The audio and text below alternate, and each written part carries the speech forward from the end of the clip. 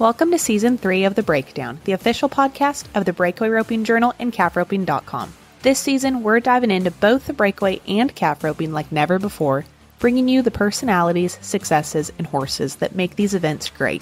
You can expect training tips from the top ropers, stories from the road, and industry news that goes beyond the numbers. I'm Taylor Vollen, your calf roping host. And I'm Lillian Kent, your breakaway host. And this is The Breakdown.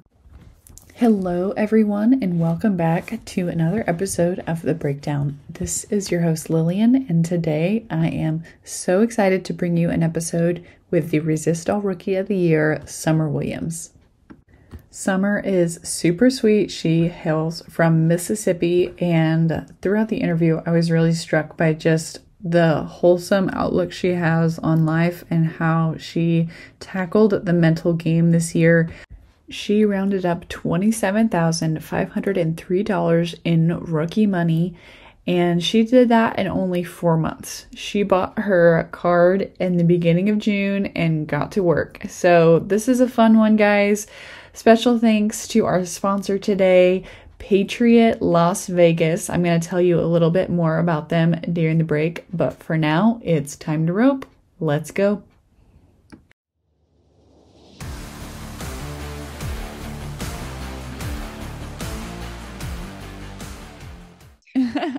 Yeah, so excited to talk to you this morning. How are you doing? Good. How are you? Good. Well, congratulations first and foremost. 2024 Breakaway Resistol Rookie of the Year. How are you feeling? Thank you very much. I feel really good. I'm excited for the new season. It's a big accomplishment, so it's a blessing for sure. Yes. Finished the year with $27,502 won. It was getting a little tight there at the end. It was a little nerve-wracking, I bet.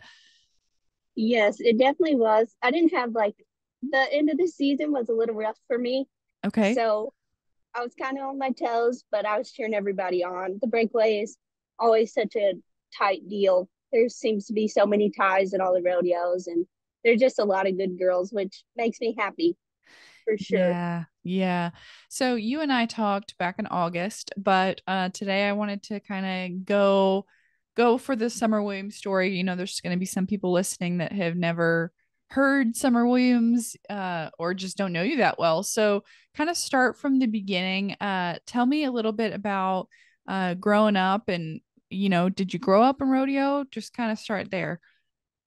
Yes. So my dad team roped. My two sisters played softball, and my mom was really involved with them and that. And my dad was always going to team ropings on the weekend, and I always wanted to go with him. So that's kind of how I got into it. I rode since I was little. And then I started junior high rodeo in the third grade. I started breakaway and just kind of went from there. Rodeo wasn't a super big deal in Mississippi. A lot of people did it, but you don't ever really go very far with it, it seems. A handful do, but not many, not like Texas or Oklahoma or anything like that. Yes, I was gonna say, Perkston, Mississippi. Yes, that's quite on the coast. Okay. So, And so you say there's a lot of people there that rodeo, but after college, it's kind of done for them, or after high school, rather. yes. Yeah, I would say most people usually stop after high school, and then maybe 25-30% go on and do it in college. And then you don't really see many, say about maybe 10% of people in all of Mississippi go after college and maybe hit the pro rodeo circuit a little bit, but Yeah. definitely slim. Okay. So, rodeo through junior high and high school. Did you do any other events? I barrel raced and pole band and goat tied when in my junior high years. And then high school, I just breakaway, team rope, and goat tied. And then when I went to college, I still team rope. I let go of the goat tying. Those years are over for me. And mainly I focus on breakaway, but like I've said in the past when we talked, I do love to team rope. So Mm-hmm. And you heal, don't you? Yes, I heel and I head, but mostly head. Oh, okay. I thought you had just healed, but you're doing all of it on us. Yep. Okay. So, talk to me about college. I know Cisco College was in there somewhere. Yes, I when I moved last August, I went to Cisco and now I'm in my second year there. And I really like it a lot for sure. I love Don Ed. I'm biased, but I think he's one of the best rodeo coaches in the Southeastern circuit. He just is very involved and always cheering us on, even if it we're not competing at the college rodeos. And I really appreciate that. And Yeah. so I'm excited to finish out my last year there. Not really sure what I'll do with college just yet after that, but Okay. And so you're getting an associate's right now? yes, in equine business actually. Okay, perfect. Well, I'm sure with the Resistol Rookie title under your belt, it's going to be really tempting to just jump into full-time rodeo. Yes, it definitely will be. Okay, so talk to me about the beginning of the season. I recall that this kind of all just happened to you and was a surprise. Like it wasn't something that you had really been planning. Yeah, for sure. So whenever I started, I had been at Cisco for obviously a year, and then the summer came around, and I wasn't really sure what I wanted to do. And I was either gonna go home and work for my dad or go rodeo. And my boyfriend convinced me to go rodeo a little bit. And I really believe in goal setting. So he asked me what my goals were, and I told him I wanted to just make the circuit finals. Well, I would say my season really started super late. I didn't end up getting my card into until the first weekend of June. Yeah, So that's definitely a little late. yeah, for sure. And then it started going pretty good, and I seen I had a chance, and I was like, I'm gonna try for it. There's nothing to lose. I had done good at the circuit rodeos and started doing pretty good at some of the bigger rodeos. That definitely helped a lot. And then I went out west, and it just all worked out in my favor. hmm And speaking of circuit rodeos, you were a Great Lakes Circuit Rodeoer this year, and I just took a peek, and guess who's leading the Great Lakes Circuit standings?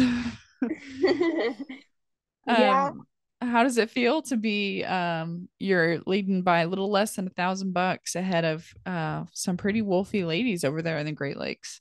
yeah. So when I went there, I remember last year I went and watched my boyfriend at the circuit finals last year, and the breakaway has definitely gotten a lot tougher there this year than it was last year, which that's awesome. I love that. But I'm really excited. I like all the girls. Everybody just wants to do their best. I don't really feel like you're in competition with other girls, but just you versus you, basically. Yeah. So I'm just excited to have the opportunity to go in a good spot and compete Mm-hmm. there. And talk to me a little bit about your hauling partners this year.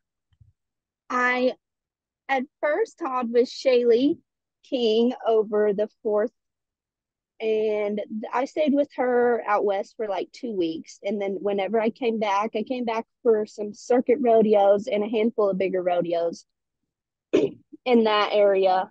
And I hauled with Allie Masters and Laney Masters. Mm-hmm. And then when I I went out west kind of late, just like the last 4 weeks, honestly. So I had just some friends that flew out there and were kind enough to help me drive. So that was a blessing. But I didn't really go with any other contestants during that time. Okay. You had, I believe, 65 rodeos on your count. So for, not hauling all year, 65 is still a pretty big number. Were you hitting, several a weekend? Kind of talk to me about what it looked like for you. So honestly, I would say we'd go to two, maybe three a weekend whenever it first started. I didn't have very many rodeos until the last 6 weeks. That's when I entered everything. I think within the last 6 weeks, I probably had 30 rodeos on my entries, like my callbacks. Hmm. So that's kind of definitely when it started adding up. I went to a bunch over the fourth, not as much as some girls for sure, but um, definitely probably two a day or one every day of the week for sure. Okay. And I have it down that you kind of started really hitting big there at the end of July. Um, we had Ogden, Nebraska, Kansas, kind of setting you up to clinch the Resistol Rookie title. Yes, that was for sure. I had a good amount won, but not like a ton. And then it had been going really bad over the fourth for me. And I was convinced to turn it around the last week. So I just kept my head down and stayed confident. And it Hmm. worked out in my favor for sure.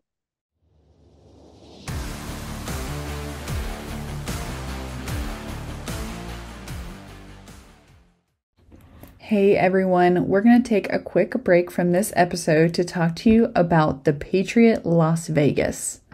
You and I already know that Las Vegas is the place to be come early December, and I'm about to tell you about some great opportunities that the Patriot Event is bringing team ropers, tie-down ropers, breakaway ropers, barrel racers, and more in Las Vegas. So, to get things straight, there is actually two locations for Patriot Vegas. There is the Patriot Event at Horseman's Park, and then there is the Huey Junior Patriot at the Plaza Hotel and Casino. Horseman's Park has World Series team ropings. There are tons of jackpots for youth ropers of all ages. There's an open 5D barrel race, and that's just at the first location. Over there at the Plaza, the Huey Junior Patriot, you got last chance qualifiers and the breakaway. There is rope for the crown stuff. There is tie down stuff, goats, poles, steer wrestling. Point is, there's going to be something for everyone, and you're definitely going to want to go to patriotevent.com, check out the Las Vegas tab, and see what you need to get involved in come December.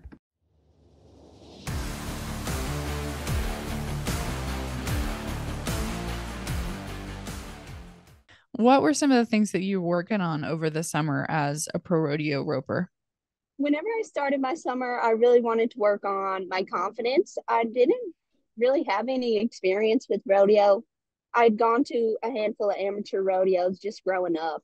And then I went to some UPRAs before I left and the college rodeos. So I didn't have much experience with rodeos in general. I just wanted to do my best and have fun, try not to put too much pressure on myself. And Hmm. definitely, I would say my main focus was just working on my confidence. I feel like that's something girls struggle with a little bit more than guys, for sure, because we start trying to do too much, worrying about what everybody else has done. But if you just do you, it ends up working out better.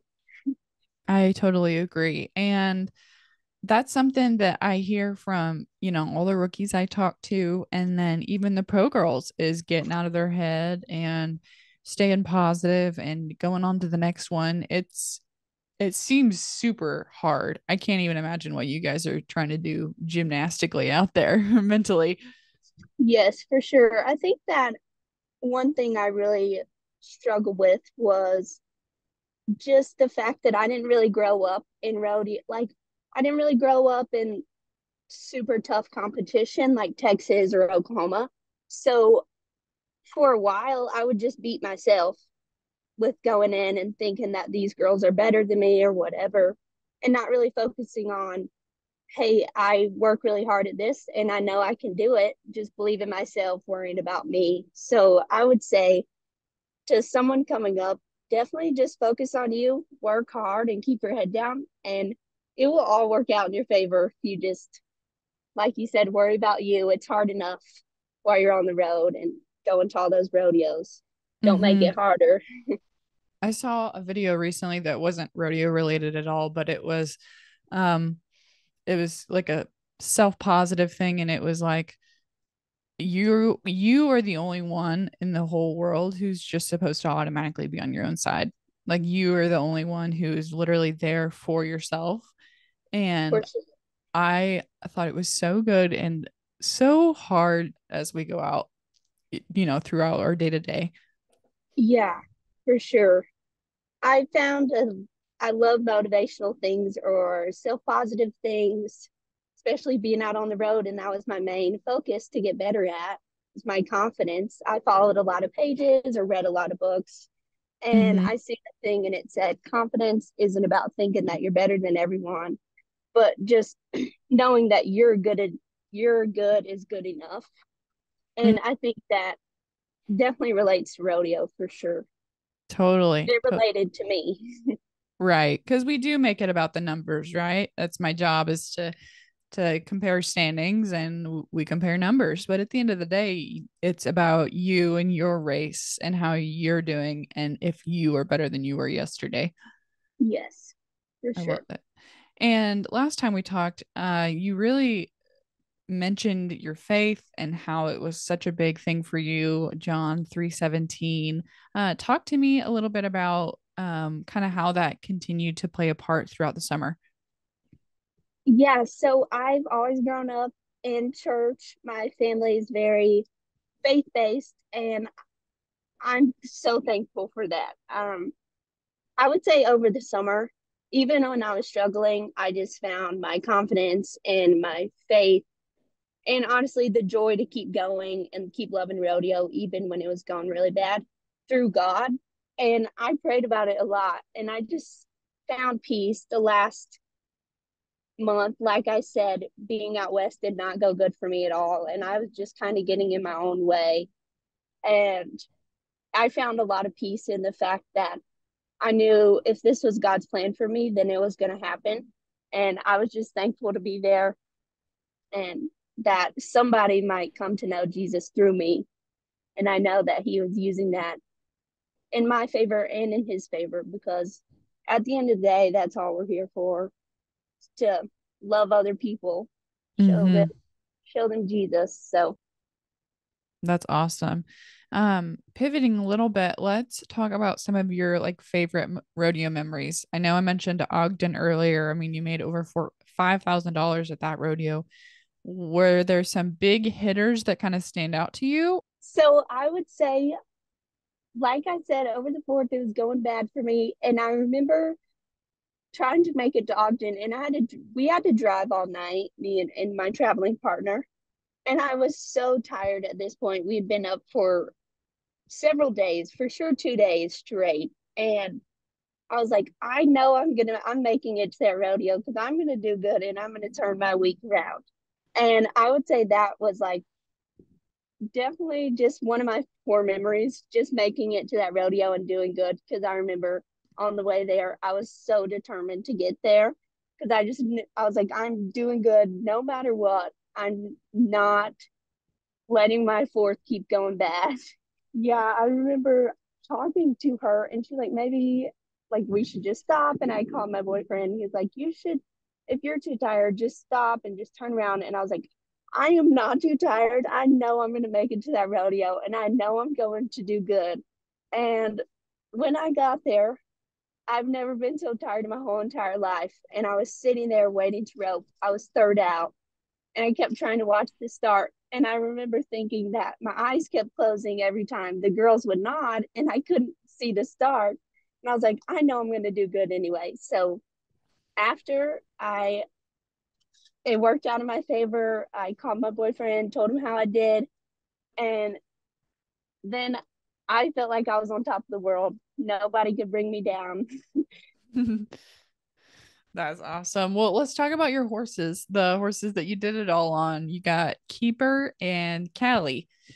Yes, they have been the biggest blessing to me. I got Keeper in my 10th grade year after my breakaway horse that I had passed away unexpectedly. She died of colic, actually. Mm.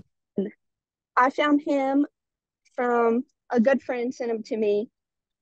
And I didn't love him at first. I had him for a very long time. And I was just like, no, like this is not the horse for me. I messed up buying him. And I tried to sell him for probably 6 months and couldn't sell him, even if I tried to give him away. And that was so God just knowing exactly that I needed him, Mm-hmm. because now I would never sell him. And I've had several people try to buy him for me. But just to think that I tried to sell him for so long and nobody bought him. And then I didn't take him anywhere for probably a year, even after I took him off the market, because we just needed to work on some things. I needed to get to know him and he needed to get to know me. And now I just feel like I know him like the back of my hand. He'll never mess up for me. So Callie, she's young. I got her when she was super young, and I have a lot of confidence on her just because I played a big part in the horse she turned into. So I know what she's going to do and how she feels. And I think she finds her confidence in me just because I did teach her everything. Um, but that makes it way easier to know them really good. Mm-hmm. It's like, you know, their faults, you know, their strengths, you know, the buttons you installed. Yes. For you, what makes a good breakaway horse? I would say when I'm looking at a breakaway horse or working on my own horses, just scoring good is a big deal to me. Um, Running hard, stopping isn't the biggest deal to me, just break my rope fast. But Mm-hmm. I would definitely look at scoring, running hard to their spot, and just fast across the line in your hand for sure. Because breakaway is so fast, if your horse isn't in your hand, I feel like it can really take you out of the roping. Mm-hmm. You guys really have to be in sync. Yes. And so like our most important part is from the time we nod our head to the pin. And that's really freaking hard to find a horse that's good at that. That leaves hard but scores good every time.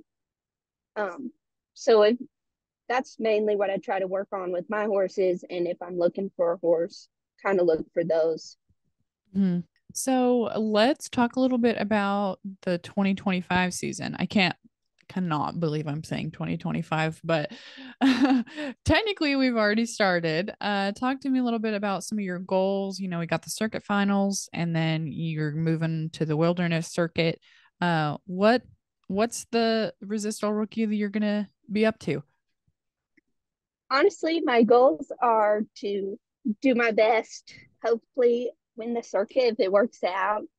Um, I hope that I can get into the NFR Open, maybe try to qualify for the NFR if I do good this winter at some of those rodeos. And like I said, get into the NFR Open, things like that. But ultimately, just have fun, enjoy my time being out there. I know there's a ton of people that would love the opportunity to be out there, and we'll get super caught up. I know I will in the roping and wanting to do good, that I just forget that it's a blessing that I'm there and that I have the opportunity. All right, Summer. Well, thank you so much for your time today and best of luck at the Great Lakes Circuit Finals. I really appreciate your time this morning and hopefully we'll be chatting again soon.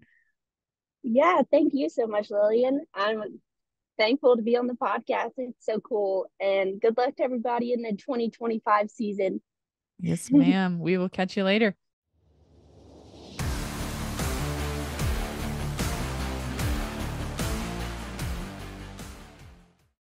All right, guys. Well, that wraps up our very introspective episode with the 2024 Resistol Rookie of the Year in the Breakaway Roping, Miss Summer Williams. I definitely think this is going to be a name that you need to stash away in your brain. You're going to be seeing it quite a bit come 2025, and I'm just super pumped for Summer and everything that she accomplished this year. Special thanks again to the Patriot Event for supporting this week's episode of The Breakdown. You guys need to head to their website and see how you can get involved with the Las Vegas edition of The Patriot this year. We will catch you guys next time on The Breakdown.